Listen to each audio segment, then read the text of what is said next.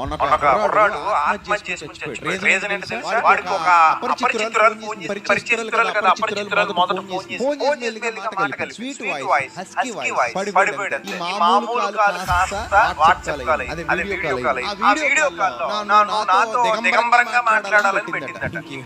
అడిగితే తడవనోడు ప్రారంభ ఆదాయం మొత్తం రికార్డ్ చేసి, డబ్బులు ఇస్తావా ఈ వీడియో మీ అమ్మకి బాబుకి మీ బంధువులకి పంపమంటావా? చచ్చింది గొర్రె. అమ్మ నాన్న ఈ స్వరూపం చూస్తే ఆహా నా కొడుకు ఎంత ప్రేక్షకుడు అయ్యాడు అనుకుంటారు. డబ్బులు వడకడం మొదలెట్టాడు. ఎవడో ఇచ్చాడు అప్పులు చేసి మరి ఇవ్వలేక ఆత్మహత్య చేసుకుని లెటర్ రాసి నేను తప్పు చేశాను, ఇలాంటి పాపం చేశాను, నీకు నేను బతకలేను, నా మొహం చూపించుకోలేను, వాళ్ళకి డబ్బులు కట్టలేను, అడిగినంతల్లా ఇచ్చాను నీకు ఇవ్వలేను అని చెప్పి లెటర్ రాసి వాళ్ళ ఫోన్ నెంబర్లు రాసి సూసైడ్ చేసుకుని చచ్చిపోయాడు. అంటే అతడు చేసిన పాపపు పని, సిగ్గుపరిచే పని చివరికి ఏం చేసింది? ప్రాణం